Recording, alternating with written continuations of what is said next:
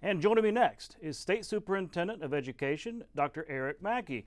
Dr. Mackey, thanks for coming over. I know you just left the House chamber, but I appreciate you being here. Yeah, I'm glad to be here tonight. There's a lot of good news, a lot to talk about. Absolutely. Well, I thought it was significant that she started her speech talking about education. And the reason that's so significant is think about all the issues on the table, immigration, crime, that are being talked about in this building. She went for education first, really talking about those NAEP scores, talking about the progress that's being made. That's got to be encouraging for you as a state school leader? Well, Governor Ivey's made it clear she is the education governor, and she's really done more for education than any governor in Alabama's history, and she's made that her mission. And I think that now we're seeing some really good scores come back, both in our state test and on the nation's report card. It's a validation of all the work she's done. And she mentioned tonight she worked really hard to pass some big bills, the Literacy Act, Numeracy Act, our Teams bill, getting her Turnaround Schools initiative going. And so she's done a lot of work, and it's good to see it all coming to fruition, and I'm glad that she was able to celebrate with some students tonight from Morgan County too. Yeah, saw that, and it is interesting, and it's significant. People need to be reminded of this.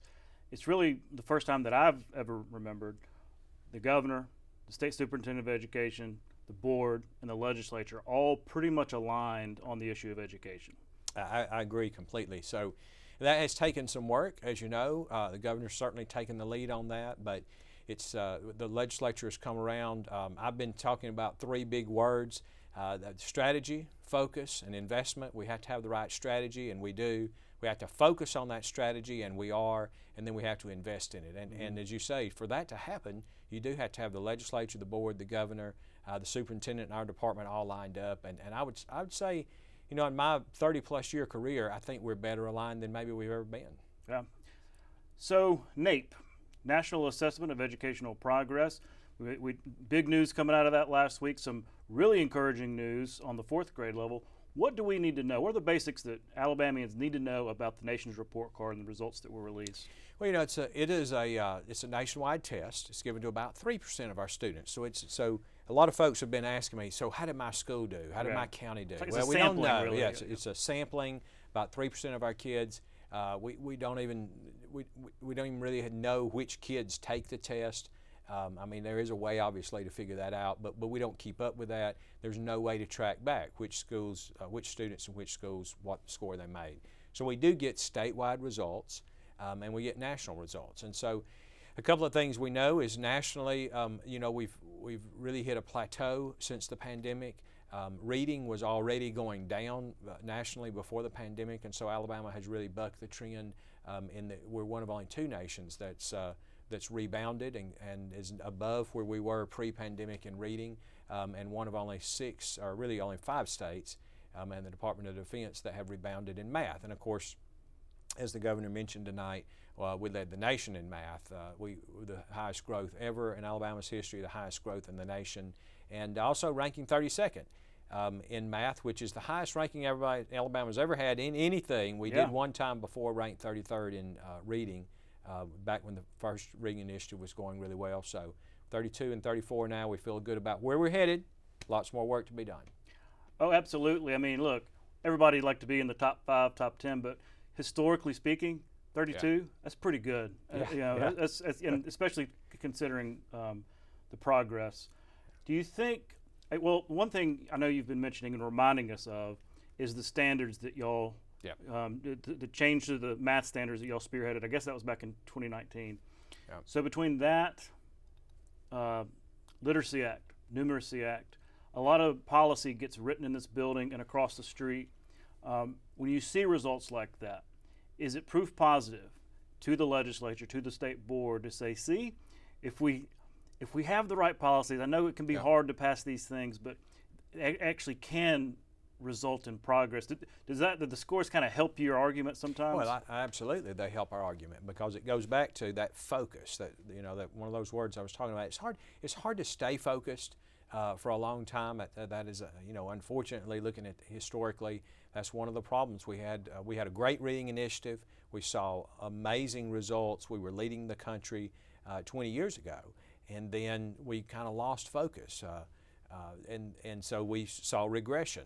And the one thing about reading, and math too, but I always say with reading, it doesn't matter how well you did this year, next year you're going to have a new group of students who don't know how to read. I mean, you have to start over every single year, and you have to stay focused on that. And I think we are now, in a way that I've never seen us, laser focused to all work together to really raise achievement for Alabama students. And so, it's been the first day of the legislature today. I've had a lot of people saying, how do we maintain this? We've got the momentum. We want to maintain the momentum. And so even tomorrow as we go into our budget hearing, you're going to see us talking about strategy and focus, and then it's time to invest in that strategy. Mm-hmm. The one concerning bit of news was middle school, right? Because the 8th graders are part of this test. Maybe it's not surprising, but we, stagnant there.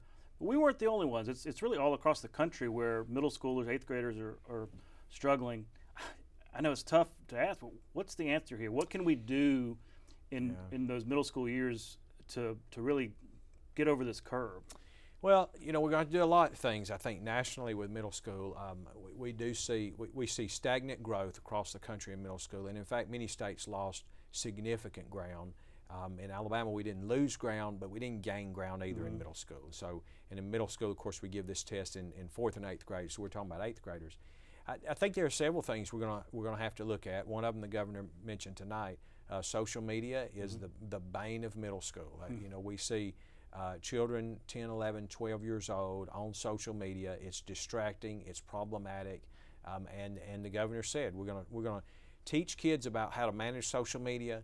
We're going to take phones out of their hands during the day, and there's really no reason for middle schoolers to be scrolling their social media during the school day. So I hope that the legislature is going to come along and help us get some common sense approach to that.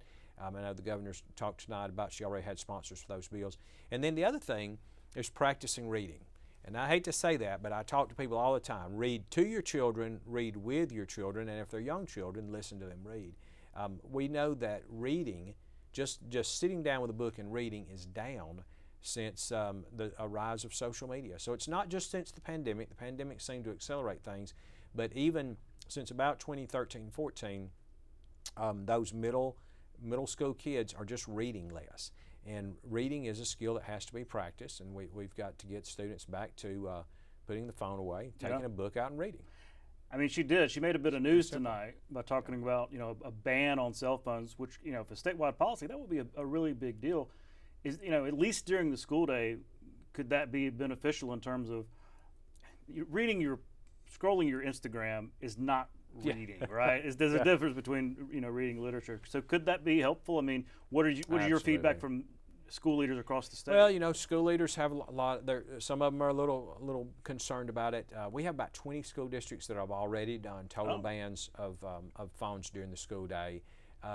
A number of others, maybe 100 school districts that have some sort of ban, but some of them are kind of light bans. So they ban cell phone in the classroom, but not in the hallways. And so you're going to see that I think as they work through that, see the governor's bill filed. I don't think she's filed it yet, so I don't want to say too much about it. But I think you're going to see that she takes a pretty hard line on that, and as it works its way through the process, I think that a lot of those things are going to be talked about. People are going to have their opinions. We've heard from parents who are worried about their children being kind of separated from those phones. What if I need my student during the day? But I think we can alleviate those fears. If students are at school, we know where they are. We can take care of them. They're off on field trips and sporting events, those kind of things. That's a little different, and I think there'll probably be some caveats for that. With my generation, it was beepers that Beepers, were the scourge of beepers in school. There were policies written about it. We still have state laws on beepers. Oh, well, okay. See, there you go. Every generation has its own technology. We've only got a little bit of time, but what can we look forward to this session in terms of those investments you're talking about? Do you see the legislature doubling down on funding for Literacy Act, Numeracy Act, and other initiatives? Absolutely. So literacy and math, those are our top priorities. They've been our top priorities for 7 years since I've been in this role, and they will continue to be our top priorities as long as I'm here, literacy and math. You're going to see us request, and I know the governor's very supportive of fully funding the Literacy and Numeracy Acts. And by that, what I mean is we have to pick up some funding that we've been using federal money for. So we've been using ESSER funds to pay for, say, our summer school, after school tutoring, lots of different things. And we're going to have to pick those up with state funds now. We've been in deep conversations with the governor. She realizes you got to invest in these programs to keep them going. You're also going to see us really double down on making sure that we have mental health services, working with the Department of Mental Health to get therapists in schools where they're needed. You're going to see us doubling down on after school, summer school care, what we call extended school year. We've created an office. It's a really small office with just one person, but really to try to coordinate and focus on extended learning. So what are we doing to help, after school, before school, summer school, intercession, those kind of things. And then you're going to see us really focus on high school, building out career tech opportunities for all children, making sure that all kids have a pathway forward. And I think it's going to be a great session. Had really good contacts with legislators today and feel good about where we're headed. Yeah, sounds like it. And next time I want to have you on Capitol Journal soon, because we need to really go deep on this funding model. Yeah. And what might we see in the legislative session. Dr. Mackey, a big night for education. Sounds like there's a lot to look forward to this session. Thank you for your time.